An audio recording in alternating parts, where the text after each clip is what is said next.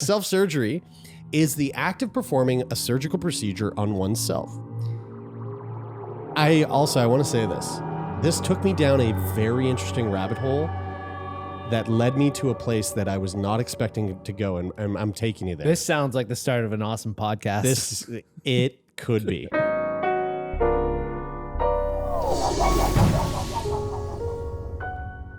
Did y'all see the...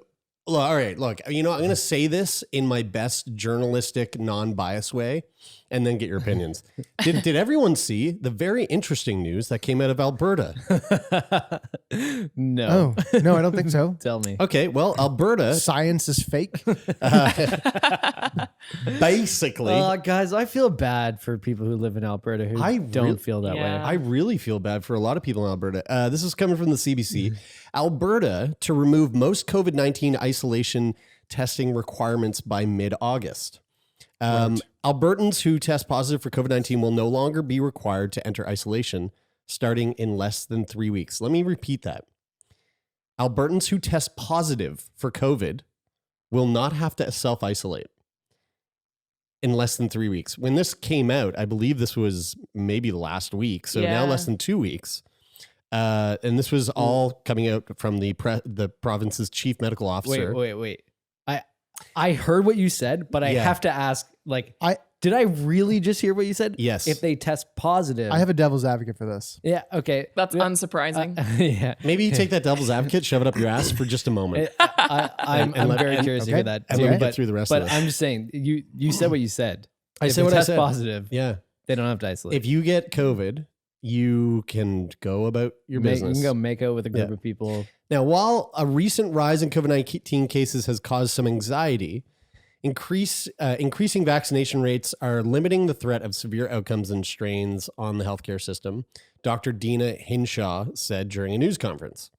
As a result, the province will start making COVID-19 protocols similar to those of the flu and other communicable diseases. Quote, "When we first heard of COVID-19, we knew little of the virus and we had no treatments and no vaccines. Today, we are in a very different place," said Hinshaw. "Changes to certain rules and protocols will take place in 2 phases and be implemented over a period of a few weeks. Under phase 1, so starting today, Thursday, as we record this, anyone with COVID-19 symptoms who receives a positive test, it is, sorry. So tomorrow. Sorry. Thanks, Taylor. Receives a positive test result must isolate, but quarantine for their close contacts will be recommended and not mandatory. Quarantine could be required in some high-risk settings for outbreak management, they said. Anyone who tests positive will be notified, but contact tracers will no longer notify close contacts of exposure. So they're they're removing the contact tracing this week. Right. So that's like phase 1 of this thing. And then in phase 1. like 2 weeks. They're going back to they're trying to go to pre-COVID nothing. There's nothing to be concerned. Like that's where they're trying to go. That's where they're trying to go. The funny thing is that COVID is not gone. is still here. Yeah. Okay. Wait, what's your devil ads? Because as soon as you said that, I was I want to. So I'll give you my. Let me get through the entire. Sure. Let me get through all the phasing so you know exactly what they're looking at. Okay. So contact tracers will keep investigating cases at high risk settings, such as acute and continuing care facilities. Outbreak management will also focus on high risk settings, including high risk workplaces. Community outbreaks with a surge of severe outcomes will be addressed as needed, the release says. In phase 1, asymptomatic testing of contacts will no longer be recommended, but testing will remain available to people showing symptoms. So that's still phase 1. Testing is still available. Mask mandates remain in effect when inside acute and continuing care facilities or when riding in public transit, taxis, or rideshare vehicles. They said, quote, "Over the next 2 weeks, we will closely monitor these changes and adapt as needed to give more time to vaccinate Albertans before the remaining changes begin on August 16th. Now, these upcoming changes in mid-August will be more significant. For example, the provincial masking orders on transit taxis and rideshares will be lifted on that day. Universal masking will not be required in schools when students return. but masks can be used as a temporary outbreak intervention in response to respiratory outbreaks. Now, phase 2, which is slated for 2 weeks from now, later this month. Yeah. The most significant change will happen on August 16th in phase 2 when isolation following a positive test will no longer be required. Isolation in that situation, however, will be strongly recommended. I think that's very funny that they're saying that. They're going, you don't have to, but we recommend that you do. We're going to tell you that you don't have to, but like... Because freedom. Yeah, exactly. People with symptoms of any respiratory infection should still stay home unless symptoms are gone. Mask mandates will be lifted. Can I just say why I hate that? Like people with respiratory illnesses should stay home. Like that's dumb because it's like, hey, if you are a healthy person, cool, like no more COVID rules. Yeah, if you're a vulnerable, I hate that fucking word. You guys know you can do it. Vulnerable person, then tough luck. You're just gonna have to continue to stay home. It's like, isn't that fucked? It is fucked. Isolation hotels and quarantine support will no longer be available. Testing will be available to people with symptoms when needed for patient care decisions. Although Hinshaw noted that with mild symptoms won't need to be tested. Testing will be available through assessment centers until August 31st and through primary care facilities such as doctors' offices after that. Anyone with severe illness who needs urgent or emergency care can be tested. It actually makes me fucking mad. Like I actually didn't expect to feel like I disagree. Angry. I disagree, and here's why. Tell me why. I think that is where we need to go. I love that. We're not. I love that you're saying this right now. But we're not there yet. Like that's not where we are. That's why I'm angry. That's why it's fucking infuriating. Sure. Like if, dude, I think but all those rules, all those things that they're doing, is ultimately. But like, do you see? Like, how do you feel about that? 100%. I totally agree with that. But we're not have you there not yet. looked at the United States and you're exactly totally right. what's happening with totally. Like the Delta variant? And look, now there's Delta Plus. I listened to. Sorry, see that? Yeah, Delta hold on. Delta Plus. Is that a first class upgrade that you have to pay for? You do. Is there more leg room with Delta Plus? You do have to pay a monthly subscription, but Delta Plus apparently gives you way better movies. Wow, first access. Okay, but the thing that makes me mad is I listened to an episode of The Daily earlier this week, and they were talking about the Delta variant and how it's infecting people and affecting people in the United States. And the thing that sort of like, look, like I love The Daily. I think it's great journalism. I think that sometimes there is like a slight tinge of like fear mongering. Just a slight, like enough to like keep you engaged. Journalism, right? Has to have it. It's also run by a bunch of liberal cucks that are like just. But so they were making it seem very bad. But at the end, they're like, hey, listen, like people who are double vaccinated, aren't, they're not being hospitalized. They're not getting that sick. They're not really even having that bad of symptoms from this. But the problem is that they're spreading it, and they're carrying the same amount of the virus in their nose and throats as people who are unvaccinated. And which with the Delta variant, they're coming out now saying that it's looking like it is as transmissible as the chickenpox. But imagine highly this is contagious. Exactly, and this is the way that I think of it. If you were a cancer patient and you had cancer in your body, and they went to get rid of all the cancer in your body, and they did radiation, they did chemotherapy, and they got rid of almost all of it, but there was still a little bit. They did a final scan, and there was still a little bit in your body. They wouldn't go, close enough. Yeah. You don't need treatments anymore. We're just gonna let it go. Yeah. Because it would just fucking take off and spread again. But that will eventually be the case. Eventually, not right now. But not like it's not going away. Right, it's not going away. But also, what we're trying to do is, and it was Dr. Banerjee who spoke to us about global vaccine inequity. Was talking about how if we don't stop the virus now, it will continue to evolve on a global scale. There will be Delta Pluses. Yeah. There will be other things like that. Yeah. And then it's going to be harder and harder to vaccinate. It's going to be harder to give booster shots. So we need to we're almost fucking there. Yeah. We're so close. What I don't get we is just waited a few more weeks. Yeah. And guys, masking and isolating if you test positive, considering there's really, in comparison to where we were at, there's a fairly small amount of cases active right now in Canada.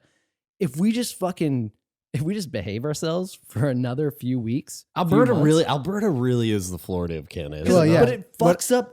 Like the thing that makes me so angry is it fucks up everywhere else. Like we were talking about going and doing shows in out west and doing a tour in the fall and stuff. But if this shit opens up, like if they keep doing this, we're gonna be set back months. Yeah. What I don't understand is that they did this in the States.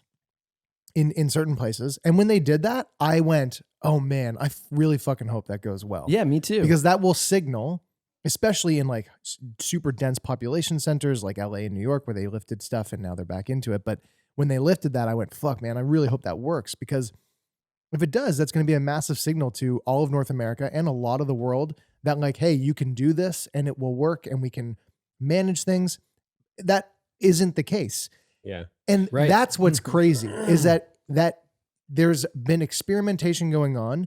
The results were not as expected or as hoped, but yet other people are still taking that lead, which it's hard to wrap my head around, because it's like, man, like you're totally right. We're not there yet. I hope we are, and I think we will be at some point. It's not right now, but seeing what other places have done and failed at isn't a very good sign to go, hey, let's do exactly what they did. Well, so there was a doctor who came out. He was on Global News, I believe it was Global, who came out, an Albertan doctor, and he gave his opinion. We have the clip right here. We're so confused as a population. Like, they're not going to be putting any protections in place, and they're not going to be testing for infections, and they're going to let people with COVID walk around. Like, when I tell people this story, their faces dropping, like, that's not possible. You're lying to me. They can't be doing this. And I think it's this sense of incredulity that the people that are in place to protect Albertans are actually trying to make us sick. We're very confused.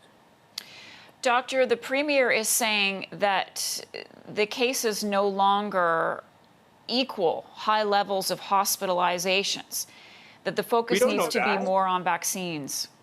We don't know that. We don't know that. Nobody's ever gone through a cycle of complete relaxation of restrictions through Delta. Nobody.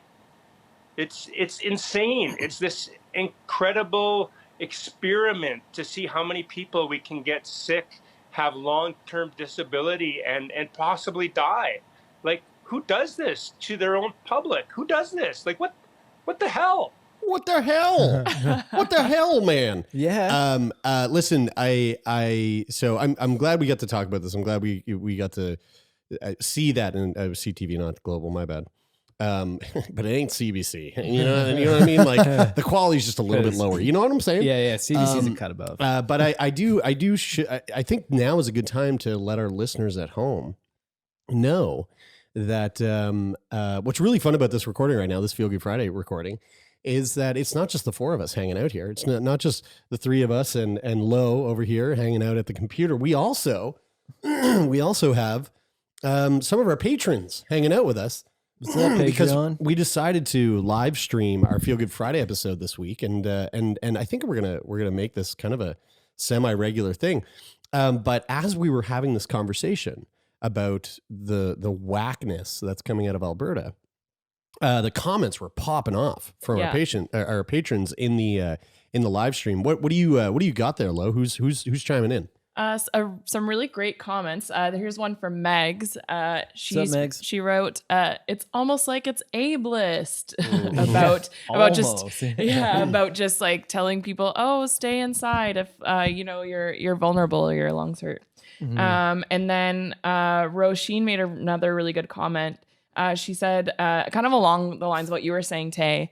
The thing is that COVID is probably going to become endemic like the flu, but right now we're still in the heart of the pandemic, which means our approach needs to be different. They are jumping ahead too fast and too far. I'm so happy that we have such smart Yeah. patrons. Yeah, we do. Yeah, that is precisely how I feel summed up in concise. We also have a poll here on the live stream, which is, what are your thoughts on the Alberta opening up so aggressively?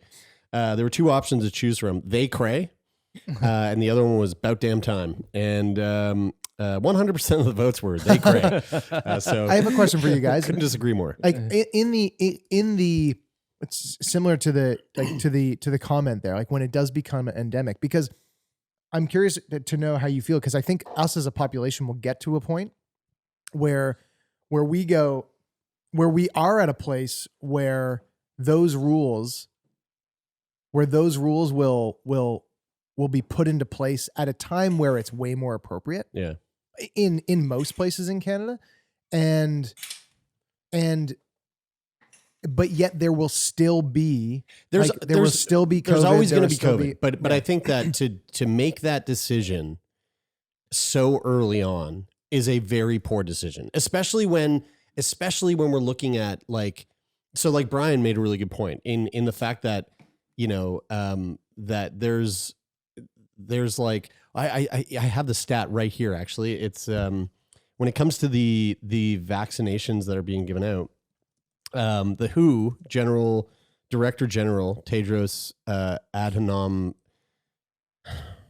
It's okay. You can do it. Ghebreyesus. He said that He said with confidence. he said that richer countries had administered about 100 doses of coronavirus vaccines for every 100 people on average. Sorry, say that again. So richer countries have administered about 100 doses of vaccine for every 100 people on average. We're about 50% vaccinated. While low income countries, hampered by short supplies, have provided only about 1.5 doses per 100 people. So like we're at a time right now where 0.75%. There's a huge swath of the planet that isn't getting vaccinated. And that's where we're seeing these crazy variants popping up. And for Alberta to go, all right, we're pulling the fucking plug. Like, you don't need to get tested. You don't need to wear a mask. Hell, like, you don't need to fucking get self-isolate if you have it.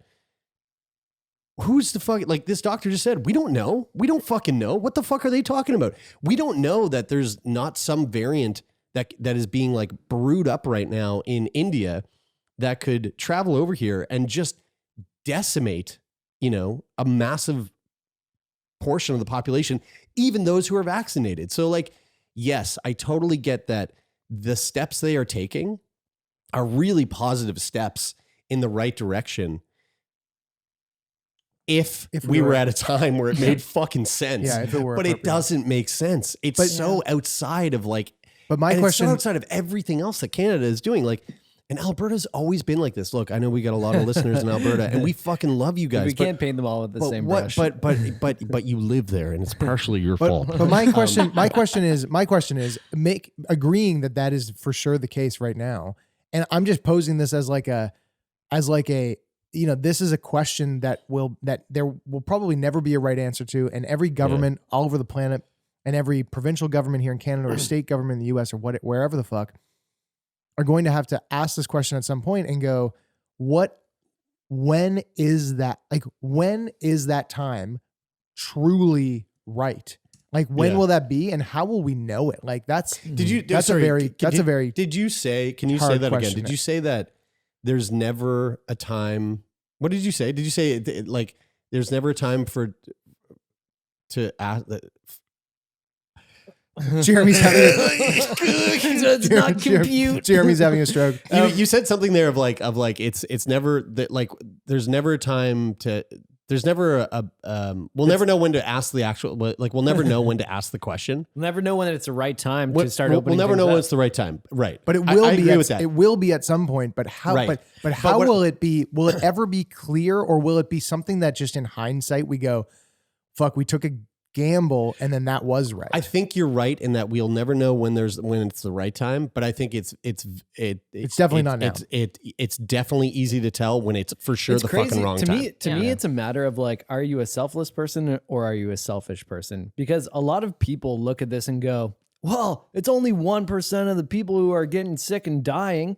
And it's like, Yeah, but like if you this think is the about this it, is the version of the guy who doesn't want to pull his fucking mask up over his face in the grocery store. Yeah, but on a national level. but the thing is that it's like, okay, you take the United States for example, 300, 400 million people, 1% of the population gets really sick and is at risk of losing their lives. Then you have 3 to 4 million people that will die. Yeah. So is that okay? Are you okay with that? Because there's like when from a governmental level at some point they have to. It goes back to that stat of like, unfortunately, one death is a tragedy and 1,000 deaths is a statistic. Yeah. And Lo, what were you gonna say? I just think it's wild that they're going to get rid of the restrictions, but then also get rid of things that could mitigate a possible / inevitable outbreak. Like getting rid of the contact tracing and testing to me is like, okay, like if you're gonna go and lift restrictions and try and see, because as we've been saying, like, oh, it's gonna be really hard to figure out like what the good time is. Yeah. But those types of things will help you like scale things back and lock things down. It'll give you information and valuable data, and they're not doing keep some of those things that truly do make a fucking massive difference. Like to what you said, Bri, like it comes down to being a selfish or a selfless person. It is fundamentally, like in a political sense, that is sort of the difference between conservative people and liberal people. And I don't mean at all that if you're conservative, you can't be selfless, and I don't mean that if you're liberal you can't be selfish, because obviously you can.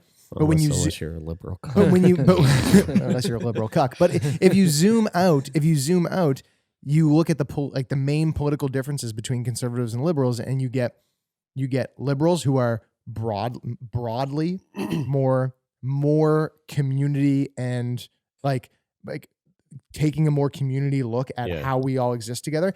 And on the conservative end, you dig way deeper into like personal rights and freedoms.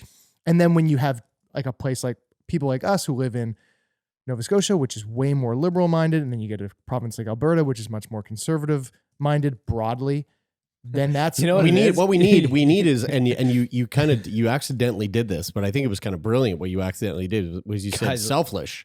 And I think what we need to be a little bit more center, everyone. Guys, and we need to be a little bit more selfish. I figured it out. I actually figured it out. Think about this. The example of Nova Scotia versus Alberta. We're liberal. We are more selfless. We tend to like each other, like our neighbors. We like each other because everybody's selfless. If you lived in Alberta and everybody was selfish, then you'd be like, I fucking hate my neighbor. I just want to protect myself. It's all about my own independence and freedoms and my own personal rights. And you wouldn't want to share with your neighbor, right? Because they're a dick too. That's it. It's if you're living in a community of. I don't like what you're saying here, Brian. I'll tell you why. I'm painting everybody with the same brush. Let me do it. You really are. Just let me do it. Yeah, you really are. If you're a Republican, you just hate all other people, and if you're a Democrat, you love everybody. Well, it's very interesting, and I guess we will see. Time will tell. We'll see wrong. What you know what? Albertans do want to share with their neighbors. They want to share COVID.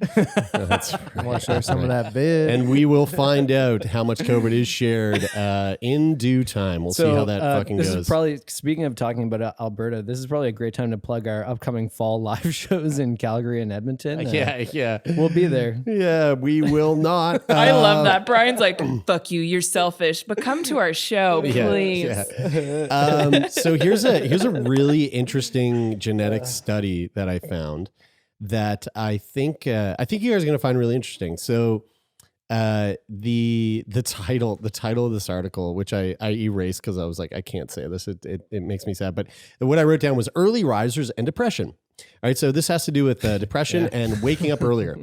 A new genetic study published in the journal JAMA Psychiatry, JAMA, on May 26th reveals that waking up 1 hour earlier can reduce a person's chance of serious depression by 23%.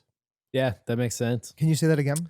Yes, I can. Reduces 23% if you get up early. Waking up 1 hour earlier can reduce a person's chance of serious depression by 23%. It's basically as soon as I started sleeping in, I became more depressed. And what a kick in the fucking teeth since everyone with depression wants to sleep.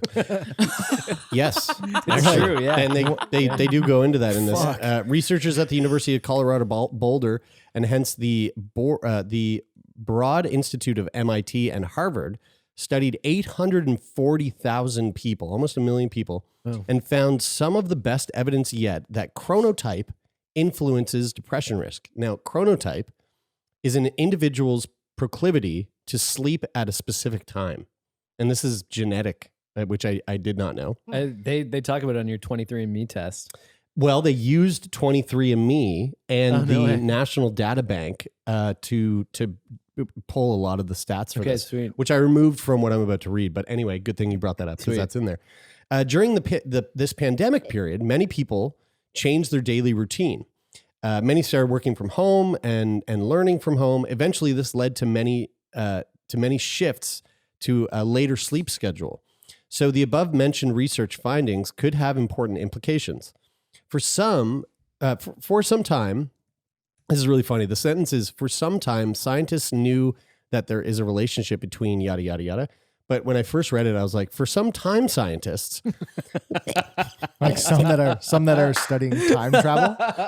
For some time, scientists knew that there is a relationship between sleep timing and mood, but they were never sure about how much time someone needs to go to bed to ascertain a benefit. Finally, they found that even 1 hour earlier sleep timing is related to a significantly lower risk of depression. So even going to bed earlier. Yes. Because it's not like if I continue to go to bed at 2 a.m, I'm like, I'm going to be 23% less depressed if I wake up an hour earlier, and then I start getting up at like 7. You're just getting less sleep. Yeah. I'll probably just be 50% more depressed. Yeah. So they do go into that in here.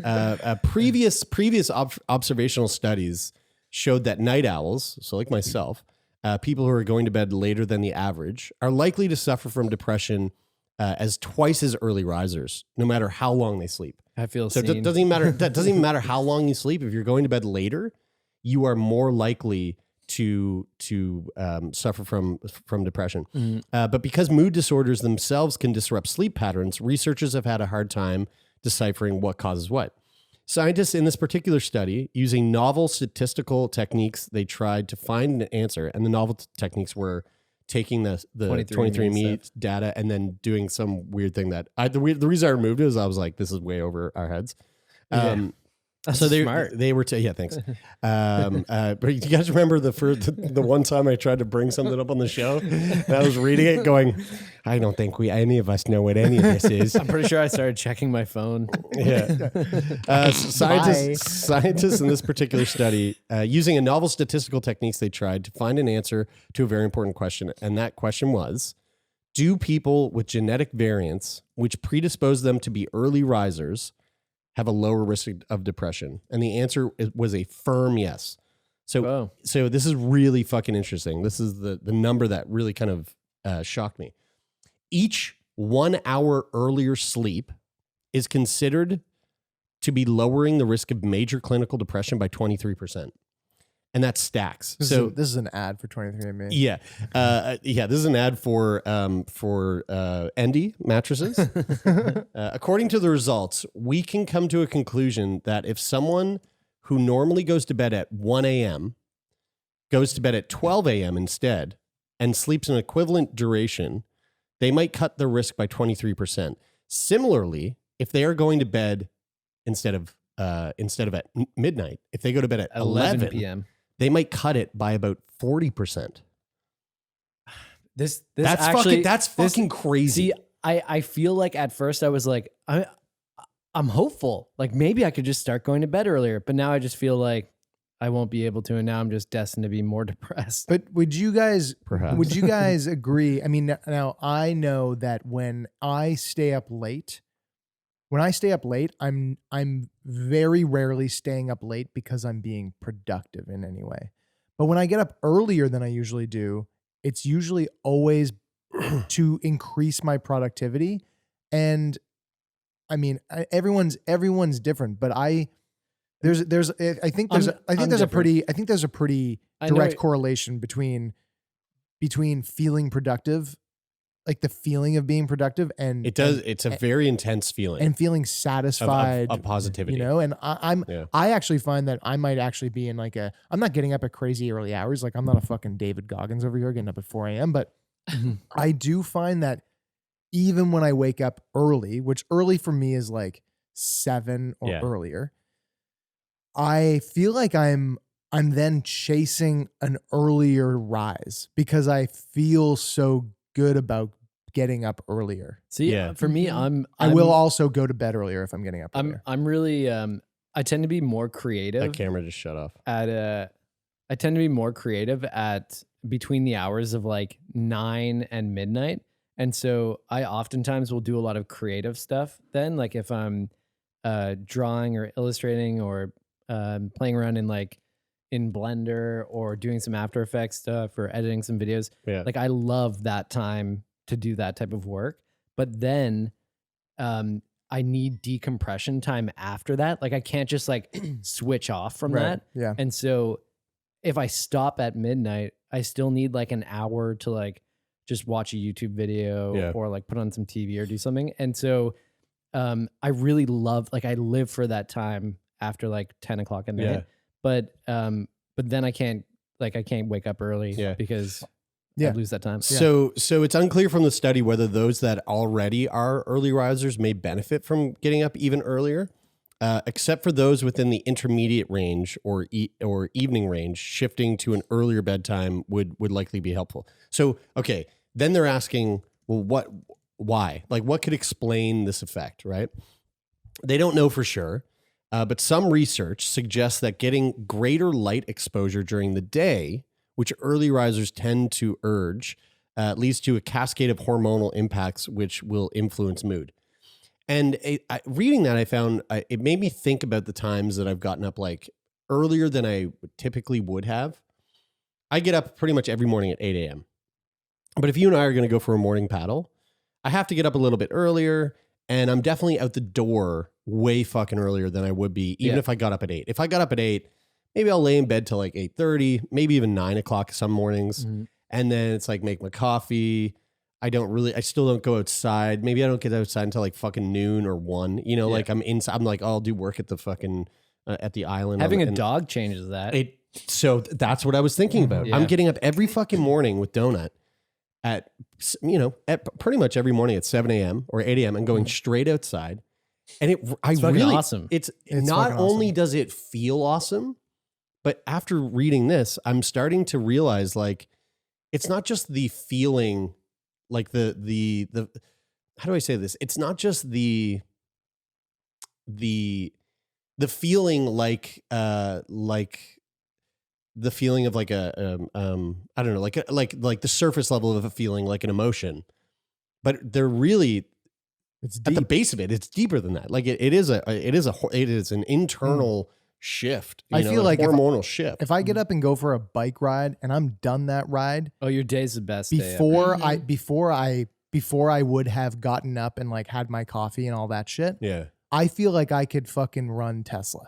I feel like I could just take a Fortune 500 company and fucking take it to the next level. Yeah. Guys, I think it's time that I brought back Wednesday morning workouts. Okay. Wednesday morning. I'm just gonna continue. But I do want to say I just want to add the last thing for me is that like I spent 15 years of my life waking up at 5:30 in the morning to go training almost every day of the week, and on off days I was just waking up at that time every day anyway. Yeah. And so a couple of years ago when I stopped, and even after I was training, I was coaching and getting up at that time. So when I stopped coaching, my sleep schedule changed dramatically. Like that's when I started staying up later.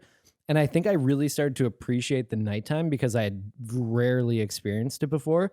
So I romanticized it for so long that now I think of it in that way where I'm like, oh, I just love being up at like midnight.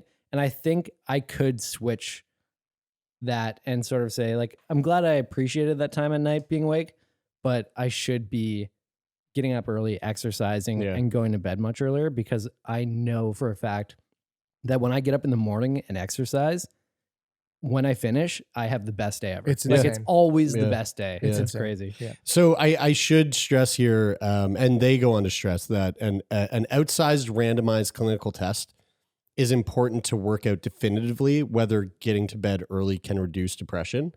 This study definitely gives evidence supporting the effect of sleep timing on depression. So I just thought that was really, really fascinating, and would love to, I hope that they continue with this research, because I think it would be really very helpful for a lot of people. I'm curious about from it being a genetic disposition to get up early or not.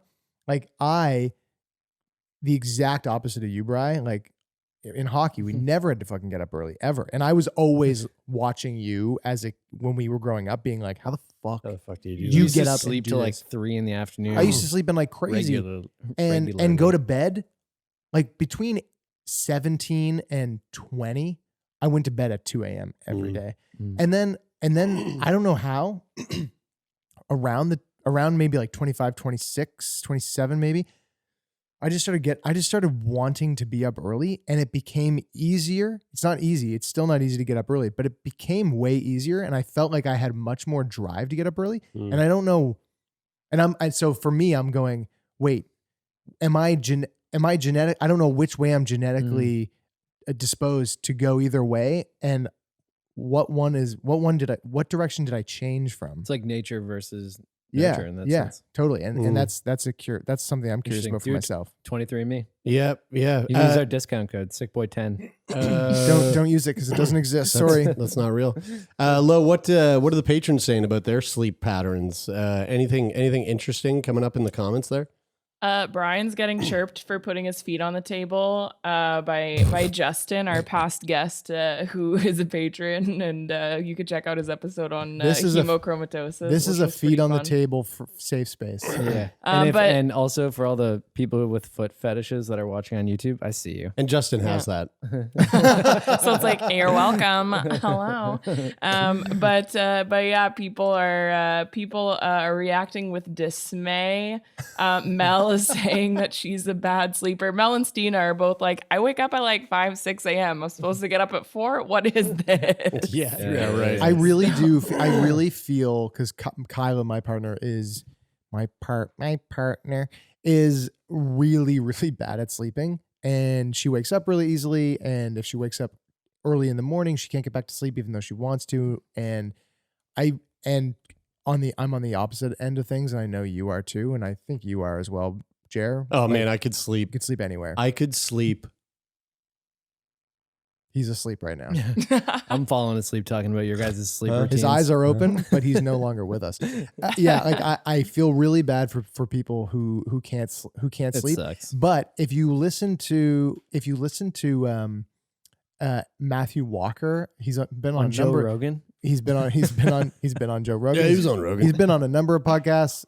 Him and Andrew Huberman are actually doing something together. They're doing a podcast together talking about like sleep. Listening to him talk about sleep is one of the most like earth-shattering experiences. Like, because it does change. It will change your outlook on sleep for the rest of your life. And he gives like a ton of advice, like easy to implement strategies on how to improve your sleep. And because I live with somebody who I know has a really tough time sleeping, I really recommend reading and listening to Matthew Walker. How successful have you been at mansplaining sleep to Kyla?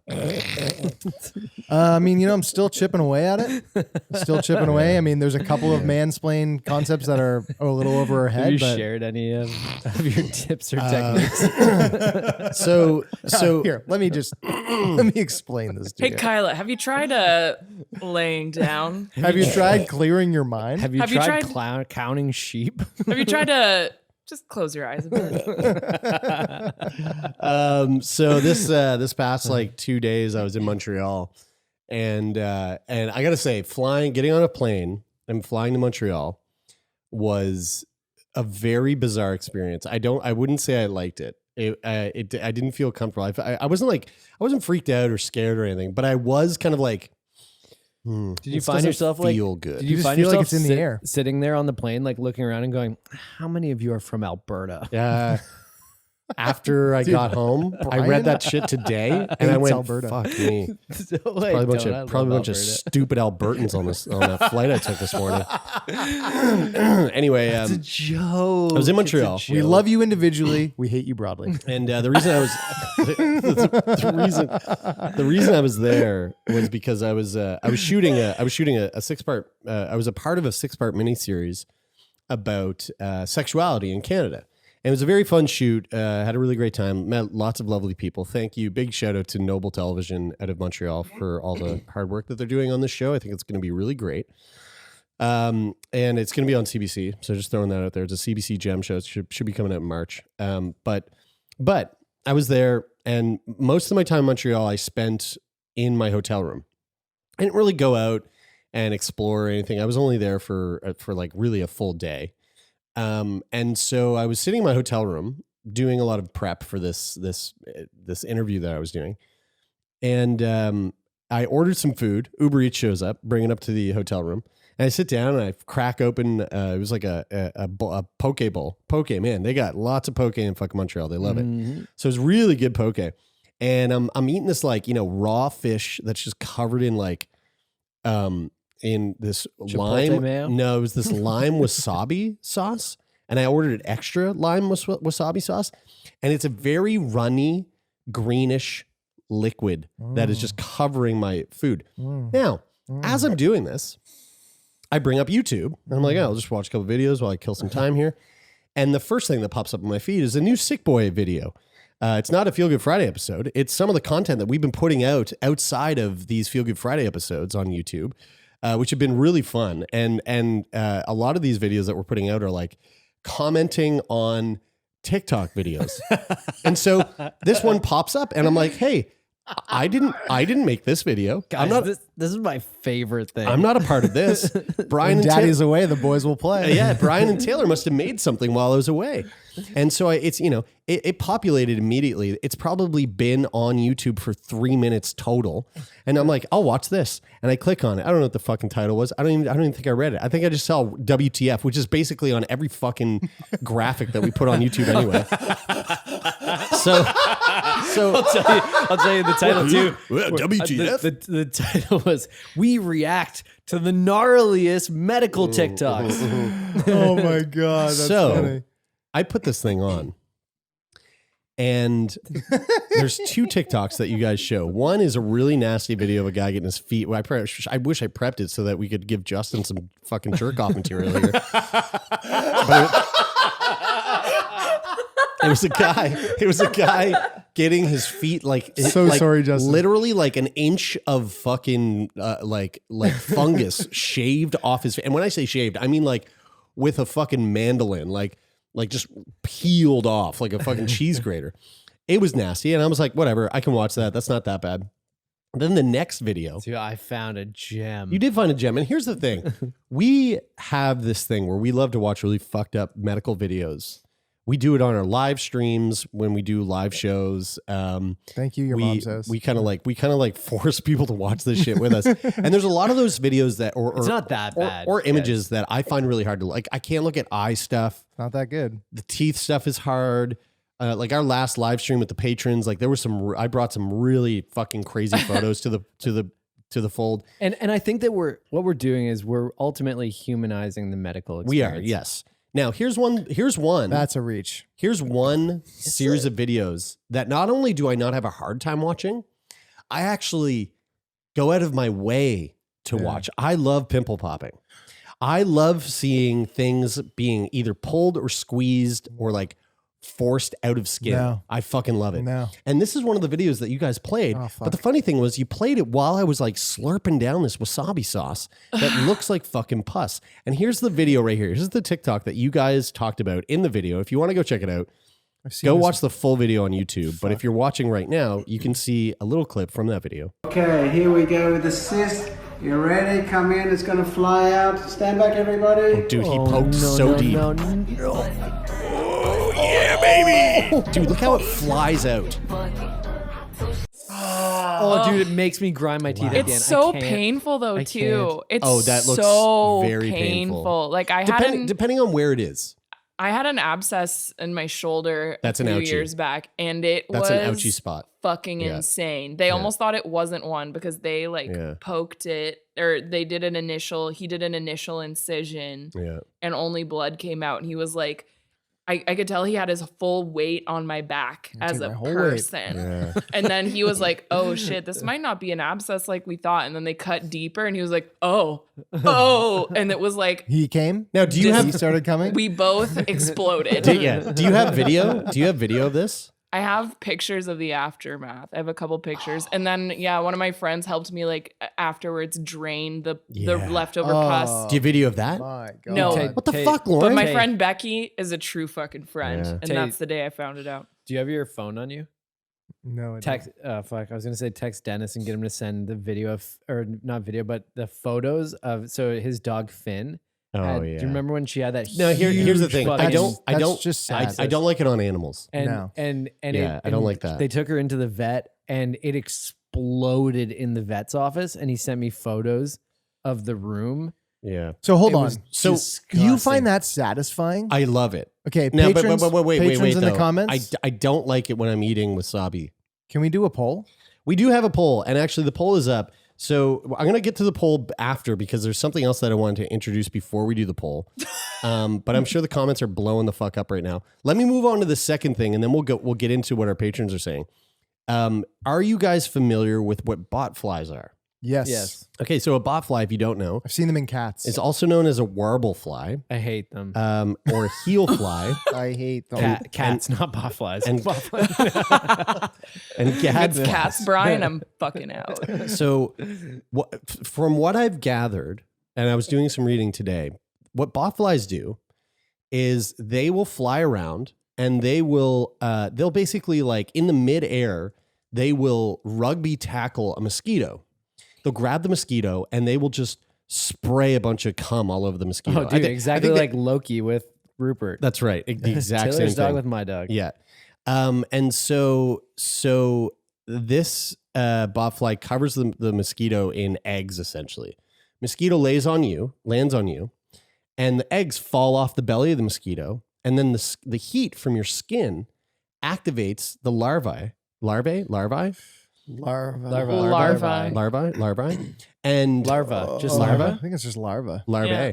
And so the heat will activate it, and then they burrow into your skin. Now, when they burrow into your skin, they grow. I'm itchy. And here's the thing. People remove botflies from their skin. You can grab tweezers, go into the hole, grab it, and pull it out. Don't show us a botfly video. However, don't show us a bunch of botflies together. You don't have to do that. You can actually let the botfly exist, live out its cycle, which takes about 6 months. And after about 6 months, it forces it and it forces itself out and then pops out of you and then lays on the ground and gives birth. Wait. Why would you do this? Well, why you wouldn't, one of the reasons why you may not want to actually remove the botfly yourself is that they have lined around them in rings all the way down barbs that are meant to keep them in there. So when you go to pull it out, it's very painful because you're basically shredding the inside of the wound. Okay. Yeah. So, I don't care. So I'm not letting that thing live in me for 6 months. Well, let's take a moment and see someone who didn't let it live in them for 6 months. Here we go. Not having health insurance. You wind up having to pull this shit out of yourself on a Tuesday afternoon.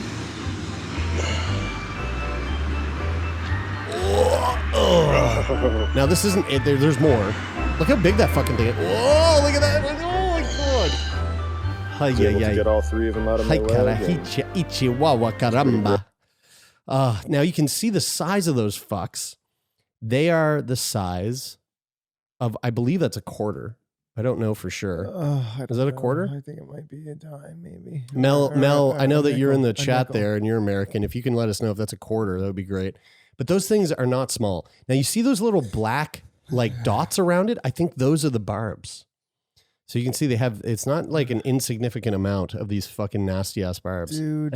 Yeah, I don't like that. That is. Now, here's the thing. I showed you that just to get back at you for me watching that fucking YouTube video while I was eating my poke, and I couldn't finish my poke.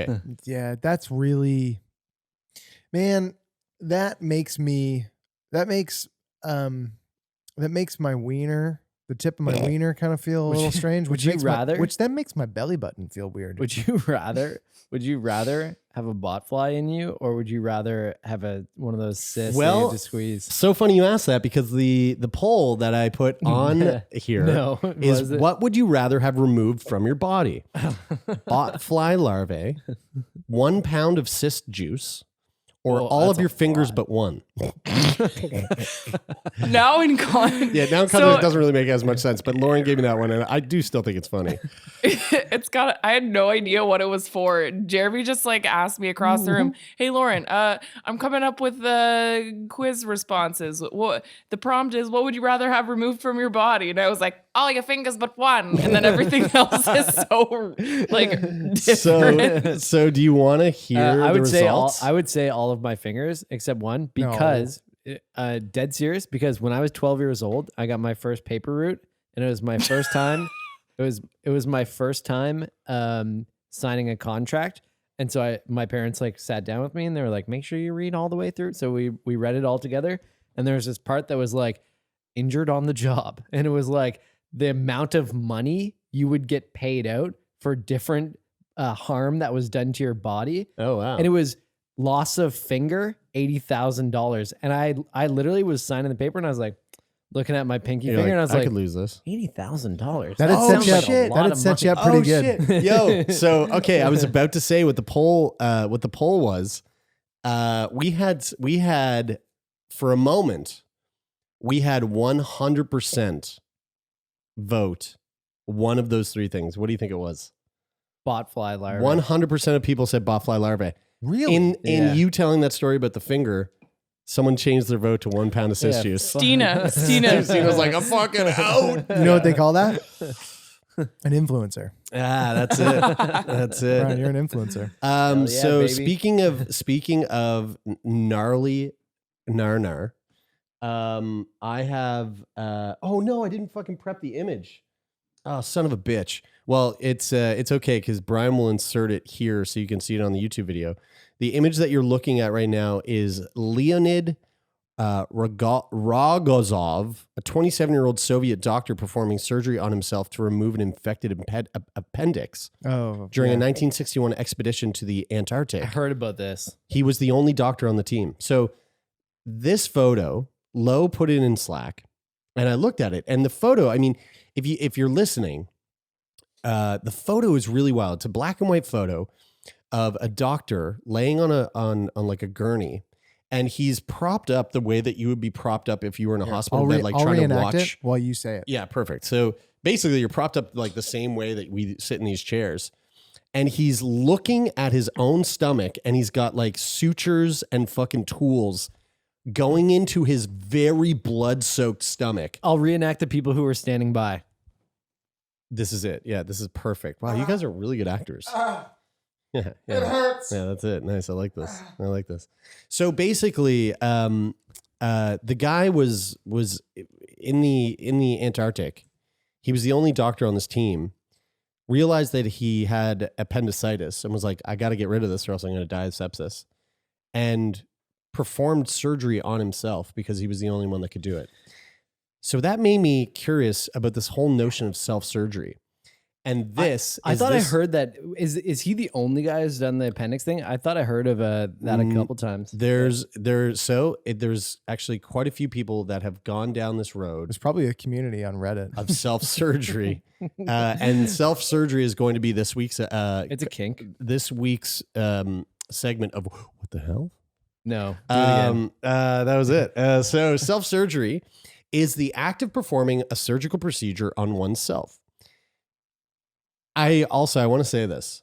This took me down a very interesting rabbit hole that led me to a place that I was not expecting to go, and I'm taking you there. This sounds like the start of an awesome podcast. It could be.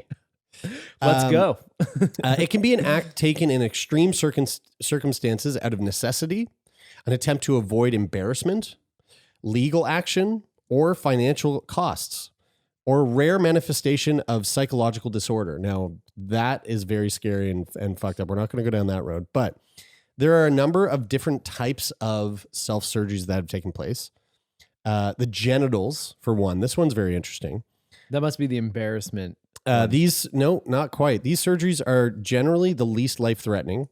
Sometimes people resort to self-surgery in the form of castration in an attempt to control their sexual urges or due to gender dysphoria. Listen to this. Boston Corbett, a soldier who, the soldier who killed Abraham Lincoln's assassin, John Wilkes Booth, had performed self-surgery earlier in life. He castrated himself with a pair of scissors in order to avoid the temptation of prostitutes. That's way too extreme, dude. When he was done, he went to a prayer meeting and ate a meal before going to seek medical treatment. Can you just like get one of those fucking very different times? Can you just get one of those very different chastity cages or whatever? A chastity belt, yeah. Yeah. Yeah, he could have. It seems that is threw the key away. This kind of bums me out. Yeah, lock your dick up in a cage, throw the key away, man. Dude, that is, can you put yourself in that headspace for Let's a just sec? not do it. I would love to see that in a film. I'd love to see that character in a film. It would be very interesting. Like that could be an Oscar-winning performance to act out that scene. Wow. Then we have abdominal surgeries, and this has quite a few different moments in history of abdominal surgery. So, could you imagine digging at your own stomach with a knife? On February 15th, 1921, this was a long time ago. This was 100 years ago.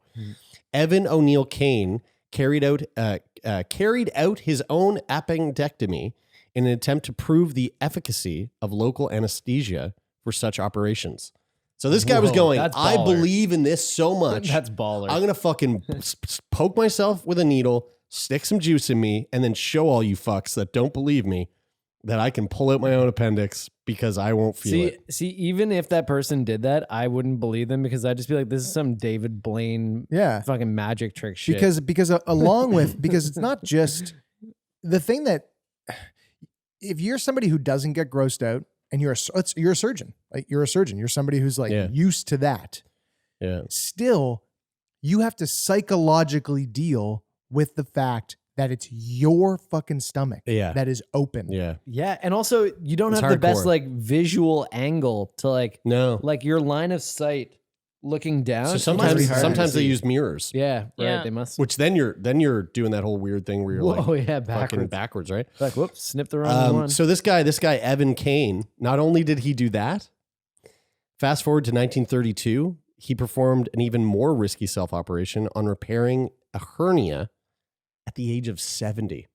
Whoa. This guy wasn't fucking around. He's just a basket case. He's a bit of a nutter. This lane of medical practice that we're going down is like 228 hours or whatever. 128 hours. Yeah, it's too much like that, and it makes me feel too weird. Like that was super necessary. On August 1944, Jock McLaren, an Australian army officer, conducted an appendectomy. So a lot of them were appendectomies without anesthesia of any kind, using only a pocket knife and a mirror. He then proceeded to suture himself with what he only had on hand, jungle fiber. That's in quotes. The fuck is jungle fiber? It's probably just some vines. Exactly. It's just vines. It's like he was at Jungle Jim's, and it's a restaurant here in Halifax. On April 30th, 1961, the one that I just told you about, Leonid Rogozov, he was the only physician on staff. The operation lasted 1 hour and 45 minutes. That guy did that for 1 hour and 45 minutes on himself, removing his appendix. That's so crazy. With no anesthetic, which is fucking gnarly. Here's a really interesting one. A male student who had already performed a self-castration was the subject of a 1979 case report by Callan. The student, sometime after his self-castration, also attempted to reduce the activity of his adrenal glands with an injection of bovine serum albumin, luteinizing hormone-releasing hormone, and Freud's adjuvant. I like those words. Yes. I think that guy had a problem. In 2000, this was recent. This was 21 years ago. Way too recent. A Mexican woman Inriz Ramirez was forced to resort to self-surgery, a self-inflicted cesarean section. Whoa. Because of a lack of medical assistance during a difficult labor. Quote, she took 3 small glasses of hard liquor and, using a kitchen knife, sliced her abdomen in 3 attempts. Holy fuck. Cut the uterus itself longitudinally. Holy shit. And delivered a male infant. Both mother and child reportedly survived and are now well. Oh, can you imagine? No. Yes. So then this is all come from Wikipedia. This is all a Wikipedia article called Self-Surgery. Then I was going through, there's a whole section of amputation of trapped limbs. So again, coming back to 128 days later or whatever the fuck that movie is. 127 hours. Yeah, you got a zombie bite and you're just cutting off that limb before you turn into a whole zombie. So you got a bunch of those fucks that are cutting off their arms and shit. Because they're stuck somewhere. How does James Franco get good acting roles without one arm? Okay. That was a bad joke. But then there was a joke. There was this one word here that I'd never seen before called self-trepanation. And this is where the rabbit hole got much more interesting. You would. Do you know what trepanation is? Or Yes. trepanning? No. Trepanning. Trepanning or trepanning, also known as trepanation, trephination, trephinning, or making a burr hole. What the fuck is that? Is a surgical intervention in which a hole is drilled or scraped into the human skull. The intentional perforation of the cranium exposes the dura mater to treat health problems related to intracranial diseases or release pressured blood buildup from an injury. It may also refer to any burr hole created through other body surfaces, including nail beds. A trephine, or a trephine, is an instrument used for cutting out a round piece of skull bone to relieve pressure beneath a surface. Now, this goes back fucking way back. If you look at this here, this is an old photo from 1488. I think the best part is the nun with the book on her head. Yeah. And then this guy dressed as the fucking Tin Man. The Tin Man's doing the operation. Friar Tuck is and here. this person's so fucking bored they're balancing a book on their heads. This is a painting by an artist with the last name Bosch. The title of the painting is The Extraction of the Stone of Madness. The Extraction of the Stone of Madness. Oh, crazy. In ancient times, holes were drilled into a person's head who was behaving in what was considered an abnormal way to let out what people believed were evil spirits. That's fucking crazy. Evidence of trepanation have been found in prehistoric human remains from Neolithic times onward. The bone that was trepanned was kept by the prehistoric people and may have been worn as a charm to keep evil spirits away. Guys, how dumb were people? Dude, like yeah, how gullible, yeah, how yeah. fucking gullible were people? Imagine we were a tribe of 4 people right now and we had we didn't know science. And then I was like, hey, so guys. we're the government of Alberta. I'm gonna push back on this dumbness. Just really quick. Imagine that I was like, hey guys, Taylor's acting a bit weird. Don't you guys think so? I think we've got to get the drill into his spirits out of his head. Yeah. And the only way is to use this drill. Can you imagine having the common sense that we have now, but living then and hearing that there's a group of people that are about to do that to a poor man and being like, oh, it's basically like guys, a plotline of Army of Darkness. Well, here's the thing. Evidence also suggests that trepanation was a primitive emergency surgery after head wounds to remove shattered bits of bone from fractured skull and clean out the blood that often pools under the skull after a blow to the head. So, although, yes, there's like some silly, the spirit part, but it was being used in ways that were maybe saving lives. It is kind of funny how they probably learned that. Like one person probably fell off a cliff, smashed their head, and they're like, drill it and release the blood. And they did. And then they were like, it worked. Let's do it for everything now. What we're talking about right here is literally the origin story of neurological surgery. Right. Yeah. Like this is how neurosurgery began. This is literally the very first like baby steps into it. And here I was thinking it was all had to do with smelling burnt toast. The primary theories for the practice of trepanation in ancient times include spiritual purposes and treatment for epilepsy, headache, head wound, and mental disorders. Like, can you imagine we can be like, oh, fuck, I got a headache. Just 1 second. Fucking just putting an ice pick through your head. So that's trepanation. That's like kind of the history of it a little bit, and so, just a glimpse of it. Wait, but mostly were people doing this to themselves, or like this is just sort of like trepanation? Self-trepanation is not a thing until this except guy. For this woman. Oh, trepanation involves drilling. So back to the self-surgery page. The most famous instances of self-trepanation are those of Amanda Fielding, a guy named Joey Mellon, which is Fielding's domestic partner, and a guy named Bart Hughes, who influenced both Mellon and Fielding. So I was like, who the fuck is Amanda Fielding? Well, let's go down that rabbit hole. Cult. On to Amanda Fielding's Wikipedia page. Amanda Fielding, also known as Countess of Wemyss and March, was born in 1943. She's an English drug policy reformer, a lobbyist, and a research coordinator. In 1998, she founded the Foundation for Further Consciousness, later renamed the Beckley Foundation, which is a charitable trust which initiates, directs, and supports neuroscientific and clinical research into the effects of psychoactive substances. She was a very big proponent of stuff like LSD and psychedelics for use to potentially treat mental illness and mental disorders. But she also kind of fell into this world of exploring trepanation to see what possibly could exist within using that as a form of treatment.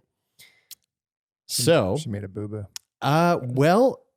So there's a lot of people that would agree with that, but there's an entire school of people that think that she potentially was onto something. However, is this school accredited? There's people that actually are not crazy that are saying it's quite possible that she's onto something.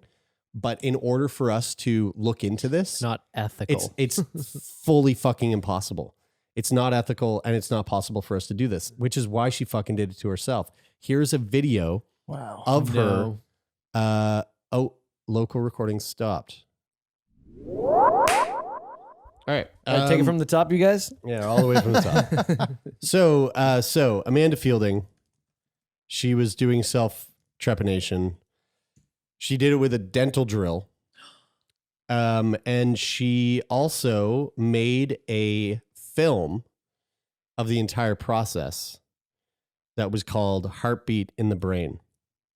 The 1998 documentary, A Hole in the Head, contains footage from Heartbeat in the Brain. Fielding also began to microdose herself with LSD while she was in her late 20s. Yada, yada, yada. So anyway, she did this, documented it.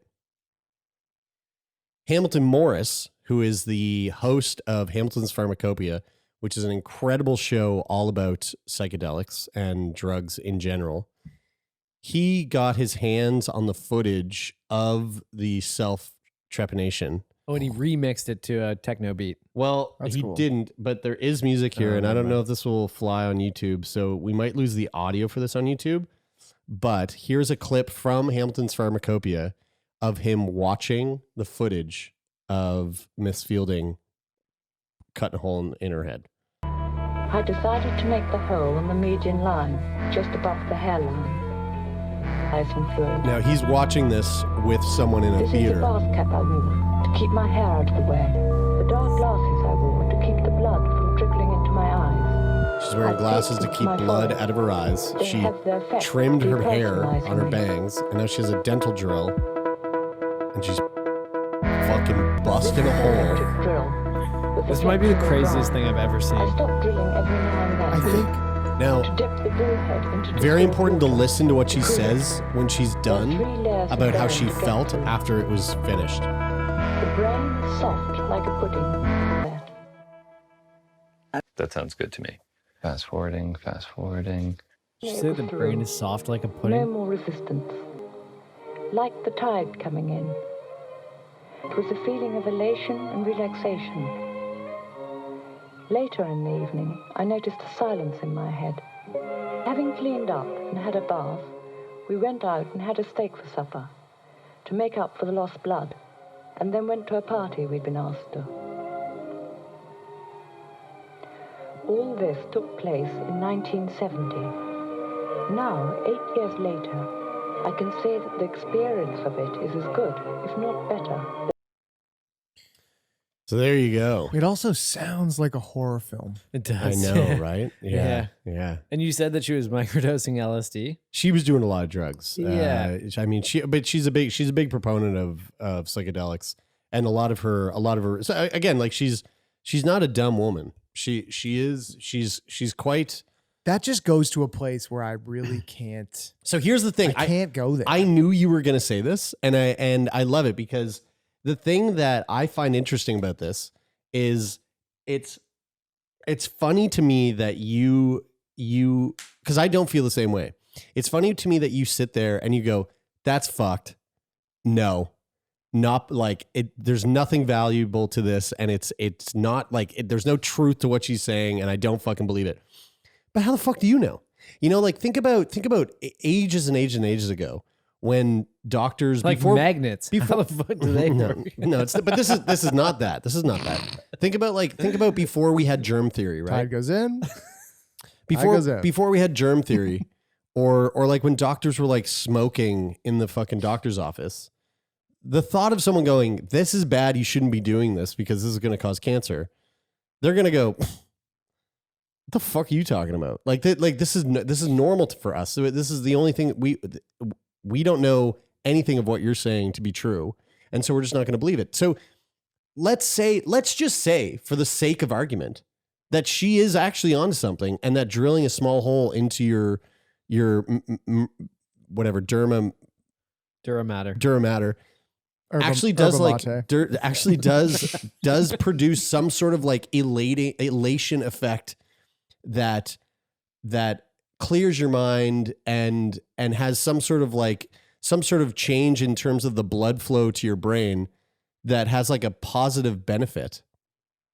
But we don't have dude, the risk reward. Just let me for a second. Sure, but you're saying the risk reward from a place of like, oh, but if you drill a hole in your head, you're guaranteed to be fucked from it. That's not a guarantee. Jared, if that was a thing that I didn't say that, but that is what you're saying.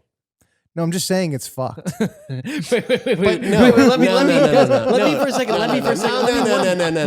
You're not just saying it's fucked. You are saying it is fucked, and that there's no possibility that she's right. Can I just say, Jared, just for 1 second? I didn't say that. Yeah. You are though.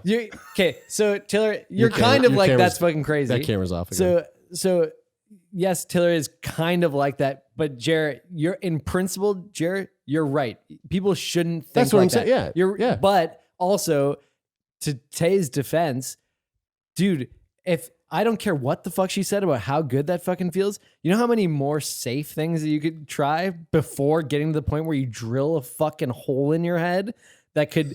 Like to me, it's like the did sounding. You try meditation? Well, to me, it's did you try? Yeah, to me, it's yoga? like it's the sounding thing. It's like for someone to go sounding, shoving a giant fucking chopstick down your pee hole there is no benefit to that, and there's no way that feels good. But there's people out there that go, you know what? I beg the fucking yeah, differ, but do you dude. think that they should do that? Yeah, if it feels good, do it. Absolutely. Yeah, if you're into sounding and you want to do that because it feels good, with a drill bit. I think there's safer ways to practice that stuff. Oh, no, but no. Are you? What are you talking about? Sounding or the trepanation? I thought you were talking specifically about drill bit sounding. From your mom's. Yeah. Hey, man, it's a specific subculture of sounding. Fucking do it if that makes you feel good. I think if there's tools that are made for safe sounding practices and it feels good for you, you should do it. Absolutely. I totally agree. Drilling a fucking hole in your head because some woman in 1978 said it felt good. Well, don't conflate what I'm saying with me thinking it's a good idea that she drilled a hole in her fucking head on her living room floor. Be open to it. You're saying be open. Yeah, I'm saying don't shut down the idea that there's actually potentially a possibility of something being beneficial there.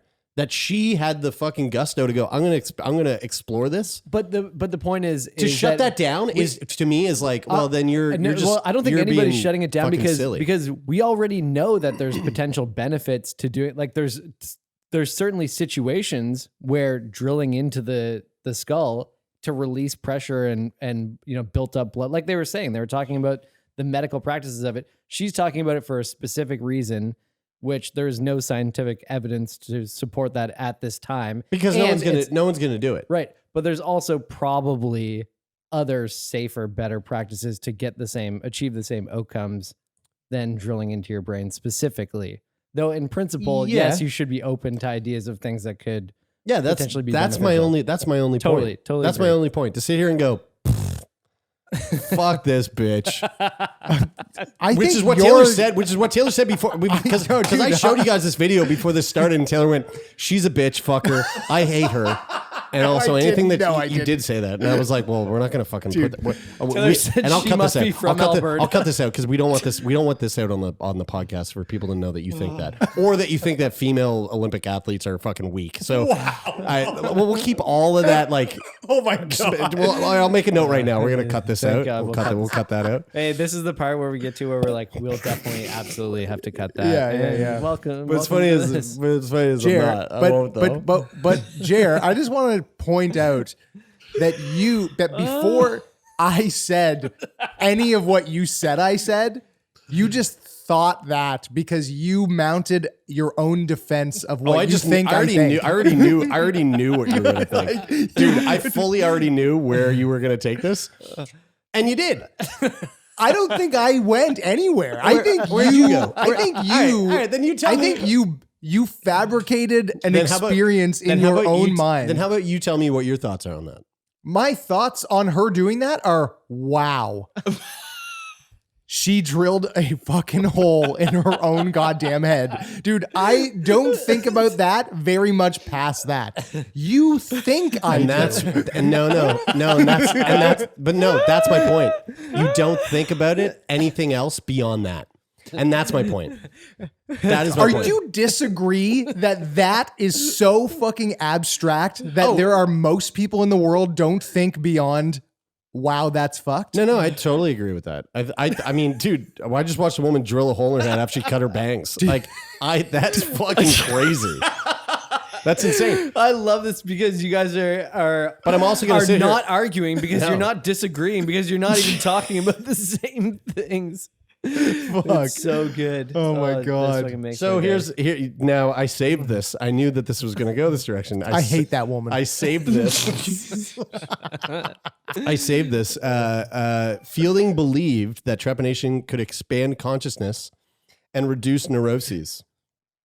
The practice has gone on to gain the support from the medical community over the years, and there are now studies going into trepanation as a legitimate form of treating every mental illness under the sun. Okay, Jer, I want to reiterate that what you think I think. Do you not hear what he just made that up? Yeah, I did. It does say that although Fielding believes trepanation can expand consciousness and reduce neuroses, the practice has gained no support from the medical community over the years. Yeah, I was gonna say. Also, who is the medical community specifically? Because that's a very broad community. Dude, Jared, did you just gaslight me? You want to hear something really fucking crazy though? Fielding ran for British Parliament twice in 1979 and 1983 on the platform. This was her platform: trepanation for the national health. With the intention of advocating research into its potential benefits, she advocated the provision of the procedure by the National Health Service. 35 years later, she initiated and was involved in research into the psychological effects of trepanation and cranial compliance at the Setrov Institute of Evolutionary Psychology and Biochemistry, which is located in Russia. Hey, wait. Can you imagine her campaign? Like her just standing at a podium going, I swear, holding up a drill. I swear to God, you drill a hole in your Someone come up head. here. I'll fucking show you. And it makes you feel amazing. Oh my God. Nobody will have to work. We'll just fucking drill holes in her. Oh my God. Yeah. She's still alive. So it must be good for her. I think my favorite thing on her Wikipedia page is the sentence, Fielding learned about the ancient practice of trepanation from Bart Hughes, who she met in 1966 and who published a scroll on the topic. A scroll. A scroll. This guy, we're publishing scrolls in 1966. Yeah, they met at a music festival. One of her son's names is Cosmo Birdie Fielding Mellon. Never mind. I immediately believe everything. Hey, my dad's name is Cosmos. That's why I believe this shit so deeply. Yeah. Really? Yeah. That's not, yeah, really. That's not, That's not a lie. That's the only true thing that Jerry said in the last 5 minutes. Well, there we go, folks. That was our What the Health segment. Patrons, we are so glad that you joined us on this fun little journey into the weirdness and wonderful world of health. Also, we had a poll question here. Do you have the gusto to do self-surgery? One answer was buck up or shut up, and the other one was no, I'm a wuss. 75% of you are wusses, and 25% of you said buck up or shut up. I would Who the fuck said that? I gotta look at this shit. If it necessitated it, I would do it. Obviously. Yeah, I mean, you don't really. I don't think I would have a choice. You don't think you would? If you were going to die, if the option was die or do this and maybe not die, you wouldn't? If you had to cut off I'd do your self-trepanation, but no, I ain't going to cut. If you had to cut fucking appendix. If you had to cut off your arm to get out of a that rock sounds climbing fun. accident. That looks fun. Did you hear what she said? She went in for a fucking steak dinner after, like into a party to replace the blood, which she probably was the life of. She also has pigeons as pets, so I don't think we can trust her. Folks, thank you so much for tuning in. Whether you are listening at home on Apple Podcasts or Spotify or the CBC Listen app, and if you are listening from those places, hit follow on Spotify and on Apple Podcasts. Leave a rating and review. We'd love to hear your thoughts on the rating and review of what you think of the podcast.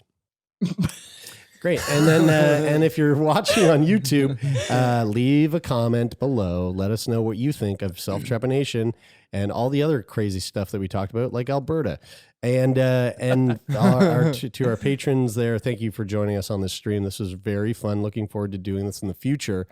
God, what a great thing that we have going here with you patrons, because we can do this with you.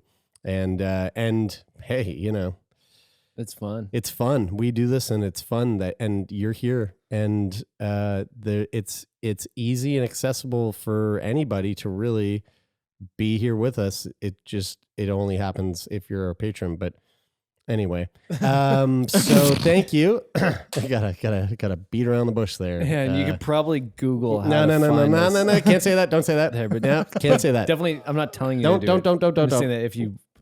Hey Tay, how can people reach out to us if they want to? Well, if people want to reach out to us and ask us about how they might become a patron, you could do that by sending us a letter to letters@sickboypodcast.com, or you could slippity slide into those DMs and maybe you can send us a message live of you self-trepanating yourself. Yeah, while we're doing the show, you might be able to do that, but there's a certain criteria that you have to meet. But anyway, we talked about that. We don't want to beat horse to death. Lo, do we have a letter to share this week? Oh, I'm glad you asked. We sure do.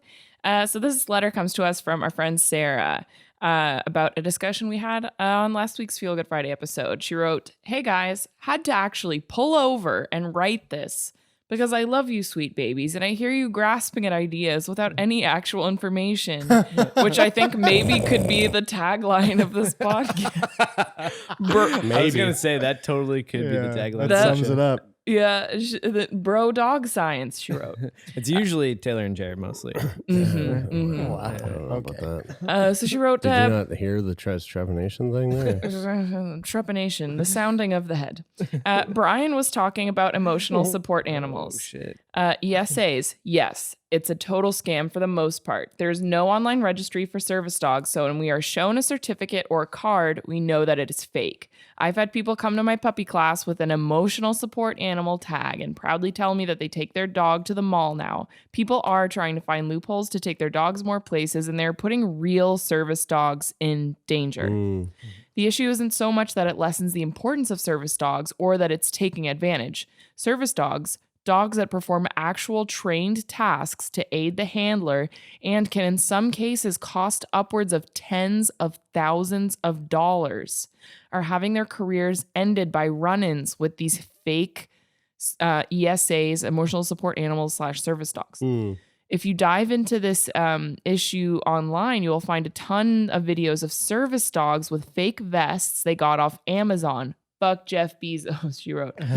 Lunging and barking at actual trained service dogs, like in restaurants and on planes. Upside down smiley face.